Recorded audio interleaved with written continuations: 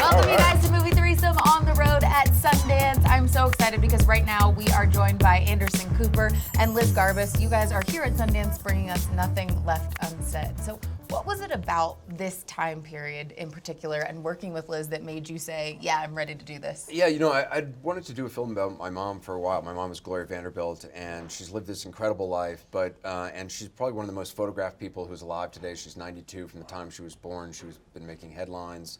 At the age of 10, she was involved in what was called the Trial of the Century, which was a custody case. She was taken away from her mother. And so she's lived her life in the public eye, but the person that she really is, most people don't really know anything about what she's actually like. And so I wanted to do a film that kind of stripped away her public persona and really revealed her as she is. And people know her name, but they don't know her story. And Liz is such an amazing filmmaker.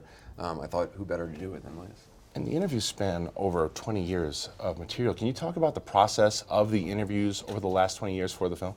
Yeah, I mean, I've been doing a lot of interviewing of my mom just on my own and shooting on video with her, you know, from the time I started being a reporter, and just for fun, and I just didn't know what to do with it. Was it just for practice? Because you No, knew you I wanted just- to do I it, just- or you're like, Mom, you're the coolest. I'm going to She's interview just you. this really compelling person. Right. I mean, she's lived this kind of crazy life of triumphs and tragedies, and you know, my mom used to, you know, she took me to Studio 54 twice when I was 11 years old, and the first time was to see Grace cool Jones. I mean, yeah, I mean, really, she's not the sort of typical mom. And Breaking the law. we basically handed over all this material to Liz. I mean, there were, you know, thousands and thousands of photographs. And Yeah, and boxes of videotapes that Anderson, completely no idea what was on them. He had no clue. I mean, he'd been doing this over the course of 25 years. And, but it was incredible. I mean, and his mother is so wise. So I'm sure in talking to her, part of it was like she'll come out with these things that make you think, and she's so well read and she's so thoughtful and self-reflective, that she has a lot to give all of us. You know, it's funny, if I want to go back real quick, you said that you had handed over tapes that you hadn't even seen in so long. Yeah.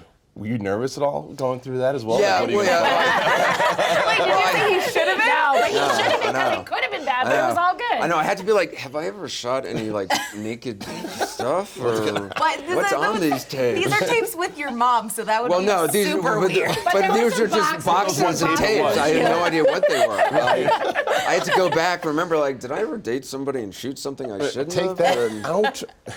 Through this process, was there anything that you learned, or did the dynamic between the two of you guys change at all? Yeah, it actually has changed. It's changed a lot, and I learned a lot not only about my mom. I mean, there were photographs and things I had never seen before that Liz was able to discover in old newsreels. But I just realized I learned how much like my mom I really am. You guys worked with Tom Hurwitz on this project, and Emmys, he's won Academy Awards, Best Cinematography at Sundance. What was it about him and working with him that added to the tone and feel of the film? Well, Tom is great. I've worked with Tom on a bunch of my films, and he's a world-class cinematographer. And what else for Gloria and Anderson but the best? And that was Tom. No. Was there anything that you learned doing this that you were surprised, or something you shared with Anderson that maybe he hadn't even noticed about himself? Yes. Tell me Just about putting him. you on the Well, spot. that's what I told you. That was a sequel. No, Anderson, the thing that's the most impressive about Anderson is how trusting he was and supportive and able to kind of let me make this film.